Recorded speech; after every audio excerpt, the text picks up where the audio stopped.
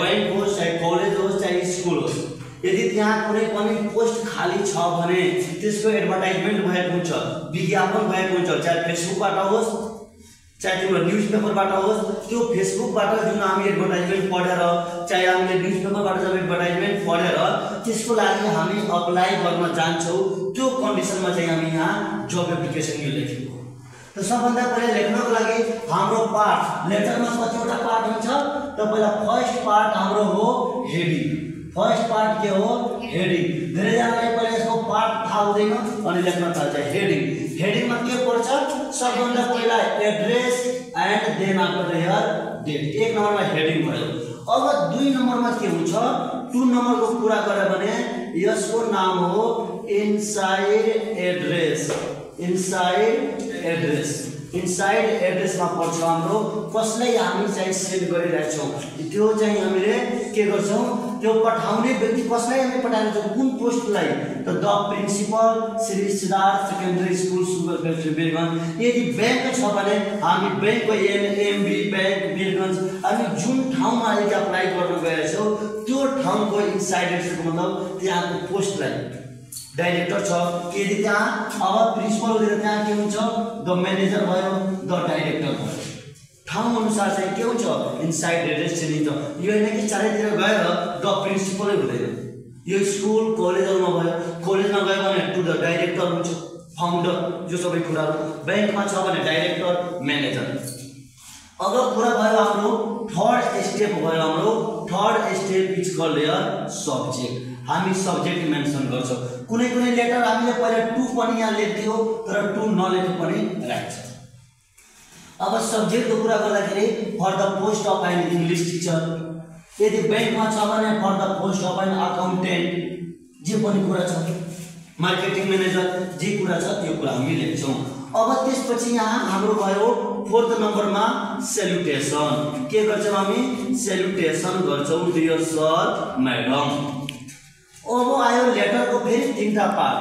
एउटा चाहिँ यहाँ ओपनिङ, त्यसपछि यहाँ चाहिँ हाम्रो यहाँसम्म एउटा हाम्रो चाहिँ के छ? बडी।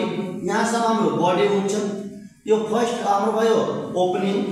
5th नम्बरमा भयो ओपनिङ कसरी गर्ने। त्यसपछि हाम्रो बडीको मतलब मेन मेसेज, के को बारेमा हामी लेख्न गइरहेका छौँ। लास्टमा यहाँ हाम्रो हुन्छ क्लोजिङ, हामी क्लोजिङ गर्छौँ।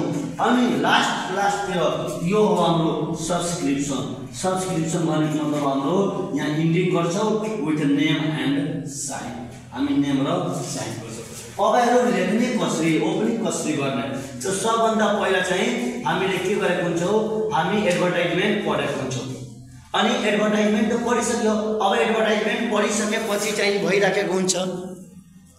अनि एडभर्टाइजमेन्ट हामी पहिला पढिसकेको हुन्छौँ। Having seen the advertisement published in the Pratyek Dainik भयो, चाहे काठमाडौँ पोस्ट भयो, चाहे गोर्खापत्र भयो, चाहे जहाँ पनि चाहिँ हामी पढिसक्यौँ। कहिले? Dated on Baishakh 5th 2082। I would like to apply for the post of an English teacher. यहाँ हामी चेन्ज गर्छौँ। सबैमा यहाँ चेन्ज गर्ने ठाउँ यहाँ छ, डेट यहाँ छ, डेट पनि चेन्ज हुन्छ। वैशाख 5th 2082। I would like to apply for the post of an English teacher which is vacant in your reputed organization as per my qualification। यसको मतलब के? म आफ्नो क्वालिफिकेसन अनुसार तपाईको संस्थामा जुन चाहिँ खुलेको छ भ्याकेन्सी जुन खाली छ त्यसमा म आफ्नो योग्यता अनुरूप म पनि भर्न चाहिरहेको छु। यसरी गरेर चाहिँ हामी के गर्छौँ? लेख्छौँ। देन आफ्नो बडीमा के हुन्छ? अब यसमा के भयो? हामीले आफ्नो बारेमा लेख्छौँ। आफ्नो बारेको मतलब आफ्नो पुरै फ्यामिली डिटेल होइन। हामीले चाहिँ कति एज भयो, अनि चाहिँ एसएलसी कहाँबाट गरेको, +2 कहाँबाट गरेको, ब्याचलर कहाँबाट गरेको, हामीसँग कुनै एडिसनल क्वालिफिकेसन छ, कुनै एडिसनल ट्रेनिङ छ, कुनै प्र्याक्टिस हामी गरेको, टिचिङ प्र्याक्टिस गरेको होला, त्यो सबै कुरा यहाँ लेखिन्छ। त्यसले मैले सर्टमा लेखेको छु। I am a young applicant candidate of 25 years old having attractive personality. Then after के आयो? अब क्वालिफिकेसनको कुरा। I passed out my SLC 2071 भन्दा पहिला, 72 भन्दा पहिला। यो भयो हाम्रो सबै क्लास सबै लेभलमा लागेको थियो। 71 भन्दा पहिला हाम्रो एसएलसी थियो। त्यसपछि चाहिँ एसई आयो। टेक्निकलमा 71 मा थियो, तर यो टेक्निकल आइले त्यसैले मैले 71 सम्म एसएलसी थियो। आई पास आउट में एसएलसी 2071। अब फर्मको मतलब कहाँबाट यो चेन्ज गर्ने लेख्ने बेलामा हामीले अकॉर्डिंग टु क्वेशनमा जे सोधेको छ, क्वेशनमा चाहिँ क्लु दिएको हुन्छ, त्यो क्लु अनुसार लेख्ने बेलामा यो लेखे फेरि श्री शारदा लेखिदिने, फेरि यहाँ श्री शारदा सेकेन्डरी लेख्ने हैन। जब जुन क्वेशन दिएको छ हामीले यहाँ चेन्ज गर्नुपर्छ।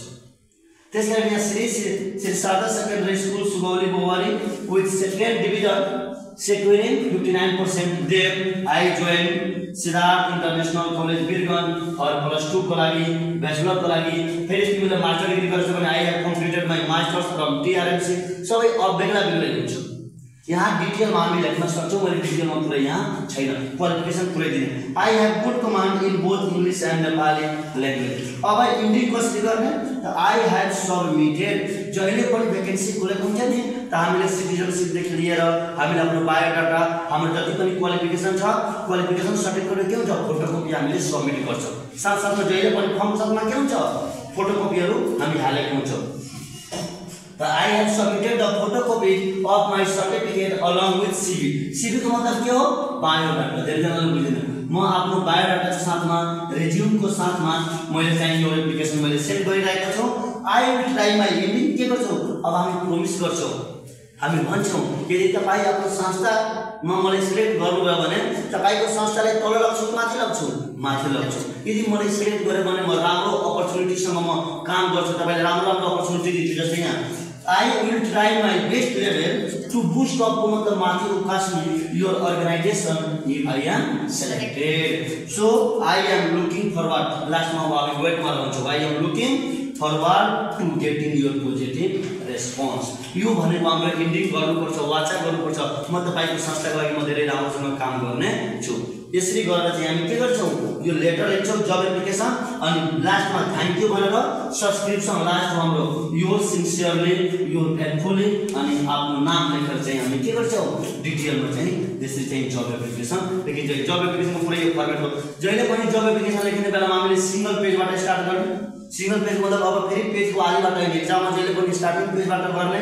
अनि यो लेख्ने बेलामा धेरै जना बीचमा यो रङ गर्ने, त्यो रङ नगर्ने। जहिले पनि लेख्ने बेलामा नीट एन्ड क्लीन भएपछि मात्र त्यो नम्बर पाउँछ, किनभने लेटरमा हाम्रो पार्ट वाइज नम्बर पाउँछ।